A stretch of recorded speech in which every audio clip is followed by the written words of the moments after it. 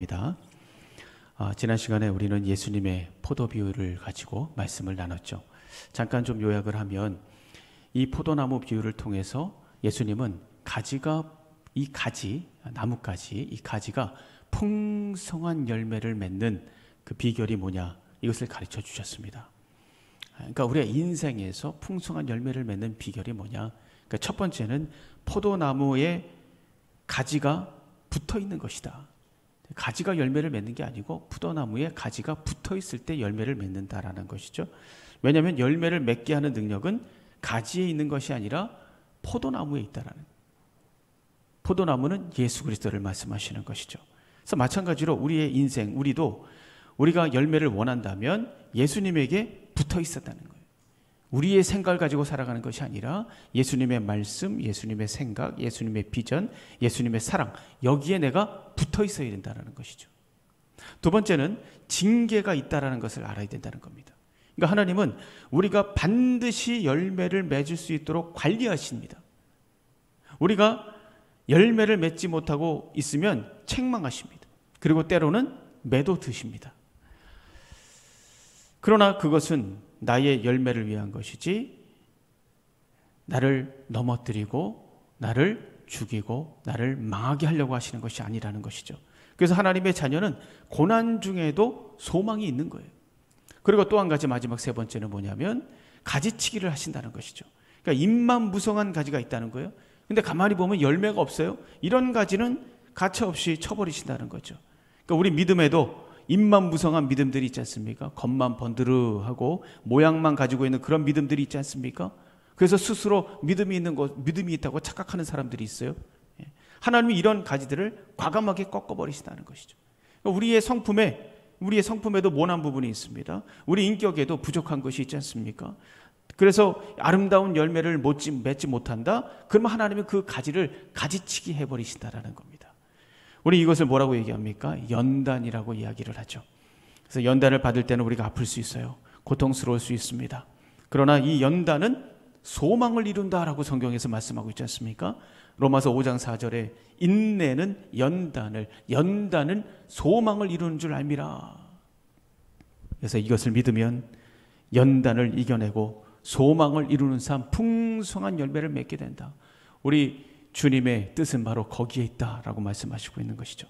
그래서 우리가 이렇게 많은 열매를 맺을 때 두 가지 사실이 이제 증명이 되는 겁니다. 하나는 하나님께 영광이 되고 또 하나는 내가 예수의 제자라는 것이 증명이 되는 거예요. 자, 이렇게 우리가 풍성한 열매를 맺는 데 있어서 하나님은 징계도 사용하시고 연단도 사용하신다라고 말씀을 드렸습니다. 그리고 가장 중요한 것이 또 한 가지 있어요. 15장 전체에서 10번이나 나옵니다. 10번. 그러니까 징계나 가지치기는 우리가 수용하고 이해하고 믿음으로 감당해야 되는 그런 수동적인 부분이라면 이 10번이나 나오는 이 부분은 뭐냐면 적극적으로 우리가 해야 되는 액션입니다. 우리가 적극적으로 해야 되는 거예요. 그게 뭐냐? 거하라라는 단어입니다. 거하라. 주님 안에 거하는 것이죠. 풍성한 열매, 지속적인 열매를 위해서 어떻게 해야 되는가? 가장 중요한 것은 주님 안에 거하는 것이다. 그러면 주님 안에 거한다라는 거, 실제로 이걸 어떻게 하라는 얘기인가? 왜 주님 안에 거해야 되는가? 또 어떤 일이 일어나는가? 오늘 말씀을 통해서 주님 안에 거하는 즐거움이 여러분 안에 회복되기를 바랍니다. 그래서 여러분 가운데 다시 열매가 시작되기를 주님의 이름으로 축원합니다. 자, 첫 번째는요, 사랑 안에 거하는 것입니다. 주님 안에 거한다라는 것은 주님의 사랑 안에 거한다라는 것이죠. 여러분, 오래전에 행복 전도사라는 별명을 가지고 활동하신 분이 있었어요. 이분이 책을 쓰면서 유명세를 탔죠. 뛰어난 입담 그리고 유머 감각, 이걸 가지고 인기를 끌면서 많은 사람들에게 관심을 갖고 또 스타 강사가 됐습니다. 방송에서 그냥 출연 요청이 쇄도를 했어요. 그래서 대학에 가서도 학교에 가서도 또 경찰서나 이런 다양한 곳에 초청을 받아가지고 이 행복 강연을 했습니다. 어떻게 해야 행복할 수 있는가? 이 주제를 가지고 강의를 했어요. 전 국민이 아마 이분 강의를 한 번쯤은 다 들었을 겁니다. 그래서 그걸 듣고 위로를 받고 희망을 찾고 상당히 긍정적인 영향을 많이 받았어요. 이분이 항상 말했던 게 뭡니까? 자기에게 맞는 행복을 찾아서 긍정적으로 살아라. 이거 굉장히 많이 강조했어요. 자기도 우울증에 걸려가지고 굉장히 힘들었는데 인생이 바뀌었다. 인생을 바꾸는 유일한 비결이 뭐냐? 긍정적인 마음을 갖는 것이다. 이렇게 강연을 하고 다니면서 많은 사람들에게 좋은 영향력을 끼쳤습니다. 그런데 안타깝게도 충격적인 일이 벌어졌지 않습니까? 아마 아시는 분도 있을 거예요. 충격적인 일이 벌어집니다. 뭡니까? 이분이 극단적인 선택을 했어요. 극단적인 선택. 갑자기 병이 생겼는데 그걸 견딜 수 없다. 아픔을 견딜 수 없다라는 것이죠. 그래서 극단적인 선택을 했다는 거예요. 더 충격적인 것은 뭐냐? 남편과 함께 동반 자살을 했어요. 참 이게 그때 당시에 정말 충격적이지 않았습니까? 남편이 자기 때문에 너무 슬퍼해서 안 되겠다. 우리 함께 죽자. 그래서 같이 극단적인 선택을 했다는 거예요. 그 유서에 다 썼습니다. 그거를. 도저히 납득할 수 없는 부분이죠. 그래도 이분 말고 또 다른 유명한 행복전도사가 또 있었어요. 이분은 이분도 이 방송에 수도 없이 나온 분입니다. 아마 이분이 더 인기 있었던 것 같아요. 제가 볼 때는. 그런데 이분은 불륜이 발각되면서 무너지고 말았어요. 한순간에 그냥 무너지고 말았습니다. 자, 여러분, 이분들이 말하는 행복의 실체가 도대체 뭔가? 남들에게는 행복하라고 말은 하지만 정작 자신들은 행복하지 않았던 것이죠. 현실로부터 도망치고 싶고 현실을 끊어버리고 모든 것을 포기할 만큼 그들의 마음은 불행했던 거예요. 사람들에게 인기를 얻습니다. 재정적인 문제가 해결이 됩니다. 유명해집니다. 그래서 얼마나 행복해 보여요. 그런데 사실은 그건 착각이었던 것이죠. 자기 자신도 착각하고 있었던 거죠. 자기가 행복한 거라고. 착각해. 근본적인 행복, 마음 깊은 곳에서 흘러나오는 이 평안과 감사와 기쁨, 그 속에 그것이 없었던 것이죠. 한마디로 입만 무성했던 거예요. 입만 무성했던 거예요. 가만히 보니까 열매가 없는 거예요. 열매가. 주님은 우리가 순간적인 열매가 아니라 지속적인 열매를 맺기 원하십니다. 외적인 열매가 아니라 우리 내면의 열매를 맺기를 원하십니다. 재정적이고 물질적인 열매, 이것도 중요하지만 영적인 열매를 맺기를 원하십니다. 왜냐하면 이것이 없이는 천만금을 준다고 해도 풍성한 삶 살 수가 없어요. 그래서 주님은 오늘 본문에 그 방법을 말씀해 주시고 있는 겁니다. 먼저 9절을 한번 보세요. 아버지께서 나를 사랑하신 것 같이 나도 너희를 사랑하였으니 나의 사랑 안에 거하라 라고 말씀하고 있습니다.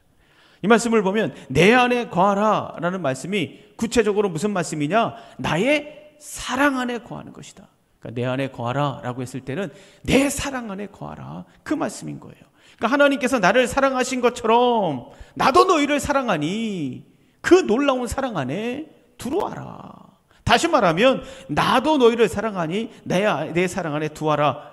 다시 말하면 주님의 사랑을 믿으라는 것이죠. 내 사랑을 믿어라. 믿어. 여러분, 사랑이라는 것은 그 자체의 능력이 있는 게 아니에요. 그렇지 않습니까? 제가 여러분을 사랑합니다. 그럼 여러분이 감동이 됩니까? 감동이 안 돼, 되는 분도 있을 거예요. 안 되는 분도 있을 겁니다. 그 사랑 자체에 능력이 있는 게 아니에요. 사랑은요, 내가 지금 누구로부터 사랑을 받고 있다, 이것을 믿을 때 그 사랑이 능력이 되는 겁니다. 이해가 되십니까? 사랑합니다, 사랑합니다. 아무리 떠들어봐야 그걸 믿지 않으면 사랑의 능력이 나타나지 않아요. 그러나 사랑합니다라고 했을 때 그걸 믿으면 거기에서 사랑의 능력이 나타나는 것이죠. 여러분, 예수님께서 많은 기적을 베푸셨잖아요. 사랑을 베푸시고 또 모든 고난과 조롱과 공격을 이겨내시고 마침내는 이 십자가를 감당하실 수 있었던 그 위대한 능력, 이게 어디에서 나왔을까? 어디에서 나왔다고 생각하십니까? 다른 것이 아니죠. 그것은 바로 하나님의 사랑입니다. 하나님의 사랑. 이 하나님의 사랑, 하나님이 나를 사랑하신다라는 확신, 이 확신에서 나온 거예요. 이 믿음에서 나온 겁니다. 그래서 예수님께서 말씀하시잖아요. 나에게 이 위대한 능력을 갖게 했던 그 하나님의 사랑, 바로 그 사랑으로 나도 너희를 사랑한다라고 말씀하고 있는, 그 엄청난 사랑으로 너희를 사랑한다라고 지금 말씀하시고 있는 거예요. 그러면 우리가 이 사랑만 제대로 믿으면, 이 사랑을 확신하면 우리도 예수님처럼 능력을 갖게 되는 거 아니겠습니까? 나의 사랑 안에 거하라 라고 말씀하시는 거예요. 그래서 나를 믿으라는 것이죠. 그리고 그 사랑 안에서 살아가라는 겁니다. 사랑이 너를 지킬 거야. 그 사랑이 너를 치유할 거야. 그 사랑이 너를 보호할 거야. 그 사랑이 너를 행복하게 만들 거야. 그 사랑이 너를 축복할 거야. 이 믿음 속에 살아가라는 겁니다.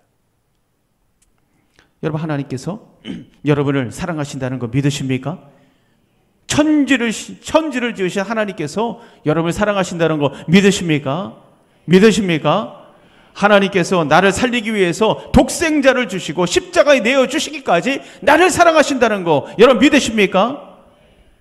사랑이라는 것은 그것을 믿지 않으면 능력이 나타나지 않습니다. 그러나 그 사랑을 믿는 순간, 그 어마어마한 사랑을 내가 믿는 순간 그 사랑은 누구도 감당 못할 힘과 능력이 되는 거예요. 여러분, 그 사랑은 죄책감과 상처와 아픔으로 신음하는 영혼을 치유합니다. 회복시킵니다. 죽었던 영혼이 살아납니다. 인생을 포기했지만 새로운 소망을 보게 되고 새로운 힘을 얻게 되고 고난과 역경과 시련을 이기게 되고 자기가 얼마나 강한 존재인지 소중한 존재인지 깨닫고 도전하는 사람이 되고 달려가는 인생이 되고 더 높은 가치를 향해서 자기를 헌신하고 사랑하고 베풀고 이것이 주님 안에 거할 때 일어나는 놀라운 사랑의 능력이죠. 왜 나에게는 그런 사랑의 능력이 나타나지 않습니까? 사랑을 믿지 않기 때문이에요. 하나님이 나를 사랑하고 있다는 걸 믿지 않기 때문입니다. 나는 왜 이렇게 맨날 힘들고 어렵고 고난스럽고 맨날 주저앉고 맨날 쓰러지고 절망하고 이러는가? 사랑을 믿지 않기 때문이에요. 사랑을 믿지 않기 때문에. 여러분, 신림동 칼부림 사건을 보세요. 그 사람은 벼랑 끝에 몰린 사람이잖아요. 자기 인생이 끝장났다고 생각하는 사람이에요. 나름대로 내가 열심히 살았지만 자기 인생이 달라지는 것이 없었다는 거예요. 그러니 같이 죽자. 너도 죽고 나도 죽고 내가 불행하니까 너만 행복하면 그거 되겠어? 같이 죽자. 여러분, 이게 얼마나 악한 생각입니까? 얼마나 악한 생각이에요. 이런 악한 생각이 도대체 어디에서 나왔는가? 여러분, 한번 생각해 보세요. 돈이 없어서 이런 생각이 나왔을까요? 아니요. 그러면 환경이 좋아서 이런 생각이 나왔을까요? 아니요. 아닙니다. 천대를 받아서 이런 생각이 나왔을까요? 아닙니다. 이런 이유 때문이라면 아마 이 세상은 벌써 아수라장이 됐을 거예요. 돈 없는 사람들이 얼마나 많습니까? 천대 받는 사람들이 얼마나 많습니까? 환경이 안 좋은 분들이 얼마나 많습니까? 그것이 이유라면 이 세상이 벌써 아수라장이 됐죠. 그게 아니에요. 뭡니까? 그 이유는 저는 사랑 때문이라고 생각합니다. 사랑이 말라버린 거예요. 완전히 말라버린 거예요. 여러분, 사람 몸에서 수분이 빠져나가고 탈수 증상이 일어나면 사람이 어떻게 됩니까? 쓰러져 버려요. 쓰러져 버립니다. 탈수 현상 나면 쓰러집니다. 마찬가지예요. 우리 안에 사랑이 말라버리면 사람은 견딜 수가 없는 거예요. 견딜 수가 없는 겁니다. 왜 존재해야 되는지 알 수도 없고.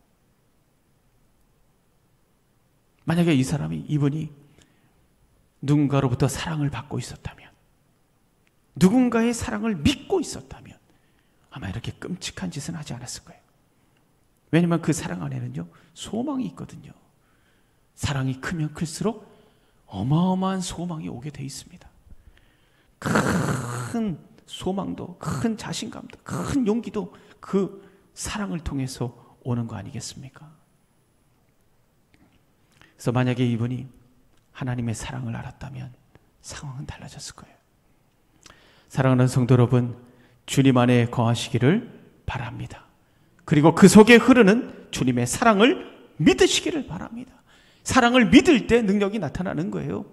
주님 안에 거하시면서 이 세상을 감당할 넉넉한 은혜를 누리시기를 주님의 이름으로 축원합니다. 자, 두 번째는 10절에 보세요. 10절에 이렇게 말씀하십니다. 내가 아버지의 계명을 지켜 그의 사랑 안에 거하는 것 같이 너희도 내 계명을 지키면 내 사랑 안에 거하리라. 주님의 사랑 안에 거하는 구체적인 방법을 가르쳐주고 있습니다. 그게 뭐냐? 계명을 지키는 것이다 라고 말씀하고 있어요. 계명을 지키는 것이다. 계명을 지키면 예수님의 사랑 안에 거하게 된다는 거예요. 그러니까 정리하면 예수님 안에 거하게 된다는 것은 예수님의 사랑에 거하는 거예요. 우리가 첫 번째에서 같이 나눴지 않습니까? 예수님 안에 거한다는 것은 예수님의 사랑 안에 거하는 것이고, 예수님의 사랑 안에 거한다는 것은 뭘 말하냐? 예수님의 계명을 지키는 것이다. 그러니까 사랑의 구체적인 행동은 뭐예요?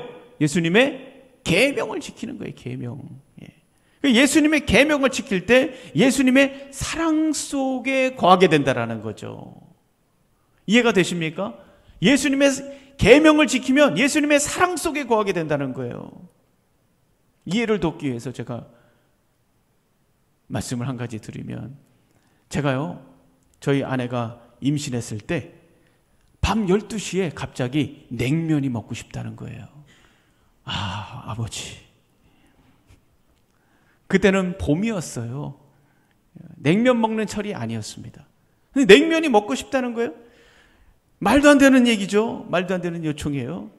그런데 갑자기 생각나는 거예요. 임신했을 때 섭섭하게 만들면 평생 간다. 이게 확 떠오르는 거예요. 어느 분이 말씀해 주셨는지 진리의 말씀이라고 저는 아직도 생각하고 있습니다. 그래가지고 정신이 바짝 났어요. 그래서 제가 벌떡 일어났습니다. 왜 일어났겠어요? 무서워서 아닙니다. 사랑하니까 벌떡 일어났습니다. 그리고 또 아주 기쁜 마음으로 제가 벌떡 일어났어요. 그래서 제가 동네를 다 뒤졌습니다. 도심이니까 가게가 엄청나게 많죠. 그래서 제가 다 뒤졌습니다. 그래서 결국엔 제가 냉면을 사왔어요. 그러니까 저희 아내가 얼마나 기뻐하든지. 냉면도 냉면이지만 아마도 자기를 위해서 두말하지 않고 냉면을 위해서 바깥으로 뛰쳐나갔다. 이 사실 자체가 내가 정말 사랑받고 있구나, 이런 마음 때문에 더 기뻐하지 않았는가. 저의 해석입니다. 본인은 어떻게 생각하는지 저는 모르겠어요. 저의 해석이에요. 좋게 생각해야죠. 근데 그 냉면을 받아들고 굉장히 좋아하더라고요. 기뻐하는 거예요. 그래서 제가 그걸 보고 저도 너무 기뻤어요. 둘 다 깊은 사랑 속으로 한 발자국 더 들어가는 느낌을 가질 수 있었습니다. 여러분, 마찬가지예요. 우리가 예수님의 계명을 지킬 때 이런 일이 일어난다라는 겁니다. 예수님의 계명을 지킬 때 우리의 사랑이 드러나고 그곳에 주님의 사랑이 임하고, 그러면서 기쁨이 2배, 3배 넘쳐나는 인생이 된다. 이것을 말씀해 주시는 거예요. 그러니까 더 깊은 사랑 속으로, 주님과 더 깊은 사랑 속으로 들어가게 된다는 거예요. 그래서 11절 보세요. 뭐라고 말합니까? 내가 이것을 너희에게 이름은 내 기쁨이 너희 안에 있어 너희의 기쁨을 충만하게 하려 함이라. 계명을 지키면 기쁨이 충만해지는 거. 그래서 내가 너희에게 계명을 지키라고 말씀하는 거야. 이 말씀을 지금 하시는 거예요.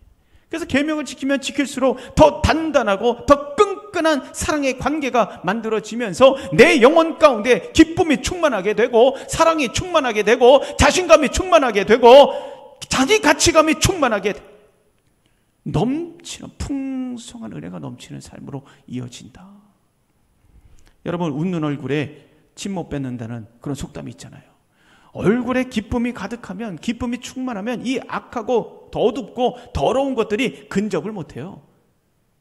기쁨을 가지고 있으면 모든 우리 몸 안의 세포가, 건강한 세포가 살아납니다. 건강해집니다. 또 화장도 잘 먹어요. 우리 여성분들 화장도 잘 먹지 않습니까? 아마 그건 여러분들이 더 잘할 거예요. 부드러워지고 다정해지고 할 수 있다는 마음이 일어나고, 그런 역사들이 이 기쁨 속에서 시작이 되지 않습니까?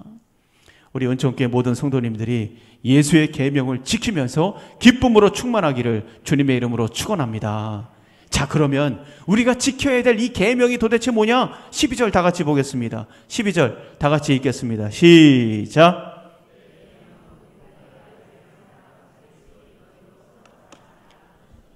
자, 이 최고의 계명, 예수님께서 가르쳐 주신 최고의 계명이 뭐다라고 말씀하고 있어요? 서로 사랑하라. 서로 사랑하라. 여러분, 서로 사랑하라. 이거 어떻게 사랑하라는 겁니까? 내가 너희를 사랑한 것 같이 라고 말하고 있어요. 예수님께서 우리를 사랑하신 사랑은 어떤 사랑입니까? 예수님이 우리를 어떻게 사랑하셨습니까? 십자가 사랑. 십자가 사랑을 말하는 거예요. 여러분, 십자가 사랑은 뭡니까? 로마서 5장 8절에 보면 이런 말씀이 있어요. 우리가 아직 죄인 되었을 때에 그리스도께서 우리를 위하여 죽으심으로 하나님께서 우리에 대한 자기의 사랑을 확증하셨느니라. 이 부분에서 중요한 게 뭡니까? 우리가 아직 죄인 되었을 때에, 아직 죄인인데도 불구하고 여전히 죄인이지만, 잘못을 뉘친 것이 하나도 없지만, 용서를 구한 것도 아니지만, 미안하다고 죄송하다고 말한 것도 아닌데도 불구하고 그를 위해서 자기의 목숨을 던지는 사랑. 야, 이건 정말 말도 안 되는 사랑 아닙니까? 십자가 사랑이, 우리가 받은 사랑이 바로 이런 사랑이라는 거예요. 이런 사랑을 가지고 너희들이 서로 사랑해라. 여러분, 사랑의 최고봉은 뭘까요? 사랑의 최고봉? 용서하는 거죠. 용서. 십자가 사랑도 용서를 위한 거 아닙니까? 그래서 용서하지 않는다? 십자가를 따라가지 않는 거예요. 우리가 십자가의 도를 따라가는 예수의 제자들이라면 우리는 항상 이 최고의 사랑의 사랑의 최고봉 용서, 이 용서하는 삶을 살아야 됩니다. 마태복음 6장 15절 뭐라고 얘기합니까? 너희가 사람의 잘못을 용서하지 아니하면 너희 아버지께서도 너희 잘못을 용서하지 아니하시리라. 용서는 참 힘든 것입니다. 여러분, 조이스 마이어라는 분이 있어요. 기독교 서적 베스트셀러 작가입니다. 그리고 미국 내에서 굉장히 인지도를 가지고 있는 기독교 리더십이에요. 그리고 지금은 아마 목회를 하고 계신 걸로 제가 알고 있는데, 근데 이분이 어렸을 때 수년 동안 친아버지의 성폭행을 당했습니다. 그러니 그 인생이 얼마나 고단하고 피곤하고 힘들고 고통스러웠겠습니까? 아무튼 세월이 지났습니다. 아버지가 70대 후반이 됐어요. 그런데 어느 날 갑자기 하나님께서 어떤 감동을 주시냐면, 조이스 마이어에게 아버지를 가까운 데로 모시고 너가 돌봐드려라, 이런 감동을 주셨다는 거예요. 여러분 같으면 어떻게 하시겠습니까? 그럼 말도 안 되는 소리 하지 마세요. 제가 얼마나 고통스러운지 압니까? 그러면서 거절했겠죠. 이분도 그랬어요. 이분도, 조이스 마이어 이분도, 아니 어떻게 아버지를 돌볼 수 있겠냐고 그렇게 말씀을 하십니까? 하나님께 항의를 했습니다. 그리고 단번에 거절해버렸어요. 안 됩니다. 싫습니다. 근데 하나님께서 계속해서 거룩한 부담을 주셨습니다. 시간이 지났어요. 드디어 조이스 마이어는 하나님의 뜻에 순종하기로 결정합니다. 대단한 결심이죠. 엄청난 사랑이죠. 대단한 결심이고 작정이죠. 처음에는 억지로 합니다. 그러나 점점 태도를 바꾸면서 기쁨으로 아버지를 돌봐드렸어요. 그런데 이 하나님의 말씀에 순종하니까 그 아버지의 마음이 움직이기 시작했습니다. 이전까지는 자기 잘못도 모르는 그런 아주 패역한 사람이었어요. 그런데 이 아버지가 죄를 회개합니다. 예수님을 영접합니다. 그리고 몇 년 뒤에 돌아가셨어요. 조이스 마이어 마음이 어땠을까요? 평안했습니다. 평안했어요. 왜요? 아버지가 회개했기 때문에, 그리고 천국에 갔기 때문에. 여러분, 이것은 하루아침에 된 일은 아닙니다. 아주 처절한 사투가 있었어요. 쉬운 일이 아닙니다. 처절한 사투가 있었습니다. 그러나 이분은 승리했다는 것이죠. 그래서 이 용서라는 사랑은 이 세상을 살리는 십자가의 능력이에요. 그리고 이 십자가의 능력을 가지고 우리가 용서하고 포용하고 나눠주고 베풀고 도와주고 함께하고 이렇게 서로 사랑하는 것은 우리의 사명입니다. 이 사명이 세상을 살리고 영혼을 살리는 길이 될 뿐만 아니라 우리가 예수의 사랑 안에 거할 수 있도록 붙들어 주시고 충만한 기쁨을 누리도록 만드는 길이 된다라고 말씀하시고 있습니다. 그런데 우리가 이런 사랑을 선뜻하지 못하는 이유가 뭐예요? 나도 그렇게 할 수 있어. 선뜻 막 이렇게 그렇게 할 수 없는 이유가 뭡니까? 손해볼까봐, 자존심 상할까봐, 일이 더 꼬일까봐, 수치를 당할까봐, 억울한 일을 당할까봐, 또 고통당할까봐, 또 복수하고 싶은 마음 때문에, 그런 마음 때문에 우리가 선뜻 사랑을 결정하지 못합니다. 그러나 오늘 말씀을 가만히 보면 주님은 우리에게 사랑해야 되나 말아야 되나 주저주저하고 있는 사람들, 벌벌 떨고 있는 사람들, 이 제자들에게 십자가 사랑에 순종할 때 어떤 일이 일어나는지 계속해서 이 15장에서 말씀하시고 있는 것을 우리가 볼 수가 있습니다. 7절, 너희가 내 안에 거하고 내 말이 너 안에 거하면 무엇이든지 원하는 대로 구하라. 그리하면 이루리라. 11절, 내가 이것을 너희에게 이름은 내 기쁨이 너희 안에 있어 너희 기쁨을 충만히 충만하게 하려 함이라. 16절 너희가 나를 택한 것이 아니요 내가 너희를 택하여 세웠나니 이는 너희로 가서 열매를 맺게 하고 또 너희 열매가 항상 있게 하여 내 이름으로 아버지께 무엇을 구하든지 다 받게 하려 함이라. 그러니까 너희가 이 주님의 계명에 순종해서 서로 사랑하면 내 안에 거하게 될 뿐만 아니라 기쁨으로 충만하게 될 것이다. 원하는 대로 될 것이다. 구하는 대로 받을 것이다. 사랑의 능력이 어떤 결과를 가져오는지 분명하게 우리에게 약속하시고 있는 부분을 볼 수가 있습니다. 사랑하는 성도 여러분, 주님께서 말씀하시는 사랑의 결과를 믿으시기를 바랍니다. 여러분의 추측하지 마세요. 그 사랑의 결과를 믿으셔야 됩니다. 그리고 십자가의 사랑에 도전하시기를 바랍니다. 사람들은 사랑보다 이 권력을 선택하는 경향이 있잖아요. 왜냐하면 그것이 힘이 있으니까 당장 뭐가 되는 것 같으니까 대단해 보이고 효과가 있어 보니까 사랑보다는 권력을 선택합니다. 그러나 사람의 마음까지 얻을 수는 없어요. 사람을 살릴 수는 없습니다. 사람의 마음까지 얻을 수 있는 것은 뭡니까? 사랑입니다. 사랑을 결단하시기 바랍니다. 또 용서를 결단하세요. 나눠주고 베풀고 함께 하십시오. 사랑의 빚을 지게 만들 때 그 사람의 마음을 얻게 되는 거예요. 기쁨이 시작이 됩니다. 묶였던 것들이 술술 풀어집니다. 원하는 대로 구하는 대로 열리는 겁니다.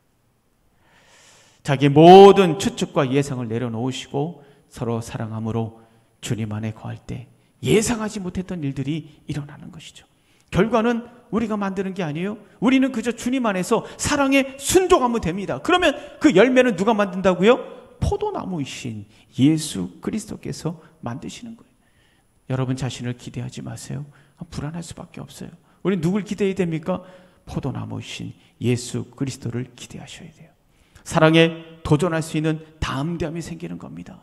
주님 안에 사랑하고 사랑하시기를 바랍니다. 사랑에 도전하시기를 바랍니다. 그래서 풀어지고 열리고 채워지는 하나님의 역사, 주님 안에 사는 즐거움이 여러분 안에 넘쳐나기를 주님의 이름으로 축원합니다. 자, 마지막 세 번째입니다. 거룩한 초대에 반응하라. 거룩한 초대에 반응. 15절 보시면요, 예수님께서 우리를 친구로 격상하는 것을 보고 수고했어요. 친구, 넌 친구야. 15절 보세요. 이제부터는 너희를 종이라 하지 아니하리니 종은 주인이 하는 것을 알지 못함이라. 너희를 친구라 하였노니 내가 내 아버지께 들은 것을 다 너희에게 알게 하였음이라. 넌 이제부터 친구야. 여러분, 하나님과 친구가 된다? 있을 수 없는 일이죠. 그러나 하나님은 우리를 통해서 일하기 원하셨기 때문에 우리를 친구로 격상시킨 거예요. 우리와 함께 일하기를 원하셨기 때문에, 우리를 통해서 일하기를 원하셨기 때문에 우리를 친구로 격상하신 겁니다. 구약에도 나와요. 구약에도 이사야 41장 8절에 보면 하나님께서 이 이스라엘 사람들을 보고 뭐라고 말씀하신 줄 아세요? 나의 종 너 이스라엘아, 내가 택한 야곱아, 나의 벗 아브라함의 자손들아. 나의 벗이라고 얘기합니다. 벗이라고. 종은 주인이 하는 일을 알지 못해요. 그냥 명령을 하면 그냥 그것만 기계적으로 하는 게 이제 종이죠. 뭐 이건 이렇고 저건 저렇고 뭐 자초지종을 설명하면서 그러니까 너가 이거 해라 이러지 않습니다. 야, 거기서 이거 해, 저거 해, 저거 해 이렇게 명령만 하죠. 그러면 기계적으로 하는 게 종이에요. 그러나 친구는 다릅니다. 친구는 달라요. 친구는 모든 것을 공유합니다. 그래서 예수님은 우리를 친구로 삼기 위해서 모든 것을 공유하셨어요. 하나님의 뜻을 가르쳐 주셨습니다. 세상을 구속하시려는 하나님의 이 주님의 계획을 말씀해 주셨습니다. 아주 자세히 설명해 주셨어요. 또 마음을 활짝 열어서 자신이 가지고 있는 생각까지 성령을 통해서 숨김없이 알려주시고 있습니다. 이것을 위해서 예수님은 우리를 선택하신 거예요. 친구 삼으시려고. 우리가 선택한 게 아니에요. 예수님께서 나를 선택하신 것이죠. 그러면 우리를 택하시고 친구로 삼으신 목적이 뭐냐? 목적이 뭡니까? 열매를 위한 겁니다. 열매. 다시 말하면 특정한 사명을 위해서 우리를 선택하신 거예요. 우리를 부르신 것이고 우리를 초대하신 겁니다. 자, 말씀 보세요. 16절에 나와 있습니다. 다 같이 한번 천천히 읽겠어요. 시작. 너희가 나를 택한 것이 아니요 내가 너희를 택하여 세웠나니 이는 너희로 열매를 맺게 하고 또 너희 열매가 항상 있게 하여 내 이름으로 아버지께 무엇을 구하든 다 받게 하려 함이라. 친구로 삼아주셨다는 것은 우리를 선택하시고 특별한 사명을 위해서 우리를 세우셨다는 거예요. 무작정 야 너 순종해, 무작정 순종해, 이게 아니라는 거예요. 우리를 친구로 삼으시고 거룩한 일에 초대하신 겁니다. 그러면 그 거룩한 일은 뭐냐? 열매를 맺는 거예요. 썩지 않는 열매를 맺는 것입니다. 여러분, 주님의 초대를 어떻게 하시겠습니까? 초대에 응답하시겠습니까? 응답하시겠습니까? 초대에 응답하는 사람, 그래서 열매를 맺어가기로 사랑을 결단하는 사람, 그것을 위해서 구하는 사람, 기도하는 사람, 하나님께서는 이런 사람들에게 특별한 선물을 약속하시고 있어요. 그것이 바로 16절 중간부터 나오는 이야기입니다. 이렇게 말씀하시잖아요. 너희 열매가 항상 있게 하여 내 이름으로 아버지께 무엇을 구하든지 다 받게 하려 함이라. 어떻게 하려 함이라? 어떻게? 다 받게 하려 함이라. 다 받게. 우리를 친구로 삼으신 이유가 바로 이거라는 거예요. 다 받게 하려 함이라. 다 받게 하려 함이라. 남김없이 축복을 받게 하려 함이라. 반드시 축복을 반드시 행복하게 만들기 위함이라. 이 말씀을 지금 하는 겁니다. 사랑하는 성도 여러분, 주님의 초대에 응하시고 열매를 위해서 땀 흘리시고 늘 기도하고 간구하시기 바랍니다. 주님께서 다 받게 하실 줄로 믿습니다. 여러분 믿으십니까? 믿으십니까? 그래서 하나님께서 준비하신 모든 축복을 다 받아 누리는 저와 여러분이 되기를 주님의 이름으로 축원합니다. 정리합니다. 요한복음 10장 10절 말씀하시죠. 내가 온 것은 생명을 얻게 하고 더 풍성히 얻게 하려는 것이라. 그래서 예수님은 내 안에 거하라고 말씀하시고 있어요. 내 안에 거하라는 것은 첫째, 예수님의 사랑 안에 거하라는 것이죠. 예수님의 사랑을 믿으라는 거예요. 사랑은 믿을 때 능력이 나타납니다. 둘째, 서로 사랑하라. 예수 안에 거하면 예수의 사랑 안에 거하는 것이고, 예수의 사랑 안에 거하는 것은 계명을 지키는 거예요. 그 계명은 뭐냐? 서로 사랑하라는 거예요. 세 번째, 그래서 우리가 사랑에 순종하면 결과는 포도나무이신 예수님께서 만드시는 거예요. 세 번째, 거룩한 초대에 반응하라. 주님은 거룩한 일을 위해서 우리를 친구로 삼으시고 초대하셨어요. 이 거룩한 일에 응답할 때 하나님은 우리가 모든 것을 받도록 작정하셨다는 것을 믿으시기를 바랍니다. 여러분, 이 세 가지 핵심 포인트는 뭡니까? 서로 사랑하는 거예요. 17절 말씀 맨 마지막에 말씀하시고 있죠. 결론적으로 말하는 겁니다. 내가 이것을 너희에게 명함은 너희로 서로 사랑하게 하려 함이라. 여러분, 주님 안에 사는 즐거움의 본질은 뭐냐? 서로 사랑하는 겁니다. 십자가 사랑으로 우리가 서로 사랑하는 겁니다. 이 사랑을 가지고 풍성한 열매를 맺어가고 풍성한 삶을 열어가는 저와 여러분이 되기를 주님의 이름으로 축원합니다.